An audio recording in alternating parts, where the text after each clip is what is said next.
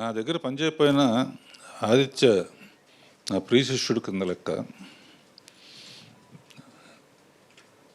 ఈ సినిమా ఆదిత్య అంటే అర్థం సూర్యుడు. ఇక్కడ పగలు ఉంటాడు, తర్వాత అమెరికాలో రాత్రి ఉంటాడు. అంటే మన రాత్రి అక్కడ ఉంటాడు. చైనాలో ఒక టైంలో ఉంటాడు, కొరియాలో ఒక టైంలో ఉంటాడు.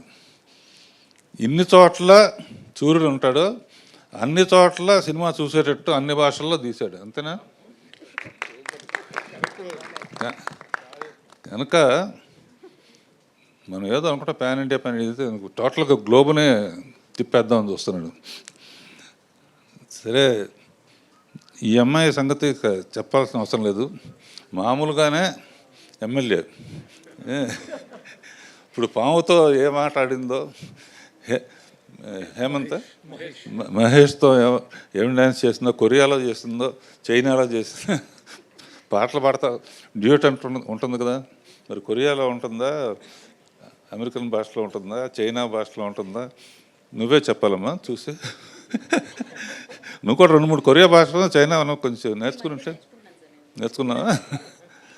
సో చాలా హార్డ్ వర్కరు ఆదిత్య. అండ్ ఎప్పుడు కొత్తగా ఏదో ఒకటి తీయాలని ఆలోచిస్తాడు. ఏ తరం యంగ్ పీపుల్ అని కాదు, లేకపోతే వీళ్ళని కాదు, ఎవరితోనైనా తీయగలడు. అలా ఫస్ట్ టైం వాళ్ళ సిస్టర్ అమెరికాలో ఉంటారు.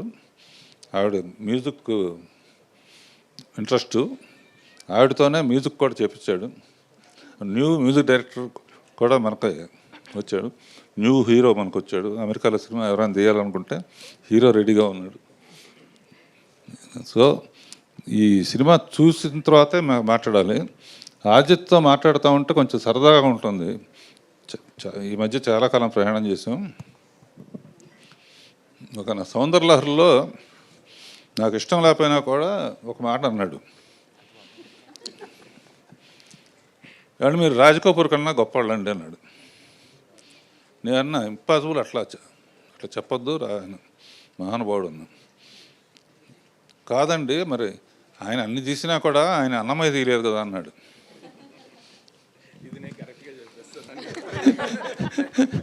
సో దానికి యాక్సెప్ట్ చేశాను.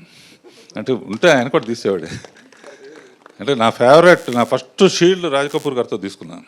అడవి రాముడు 200 డేస్ షీల్డ్ నా రూమ్లో ఎప్పుడు ఉంటుంది. ఆయన అంటే నాకు పిచ్చి. ఆయన సాంగ్స్ అన్నా, ఆయన హీరోయిన్ చూపించేదాం. వీళ్ళందరూ కూడా రాజ్ కపూర్ ఉన్నప్పుడు ఉంటే. So all the best Aditya. And అమ్మ, మళ్ళీ ఇంకా చాలా సినిమాలు చేయాలి. All the best. డైలాగ్స్ రాసిన కాశీ అండ్ ఎవ్రీబడి, పద్మనాభ రెడ్డి గారు. Okay, all the best. Thank you. Pavan కూడా తీసుకురాపారా అని అడిగాను నేను.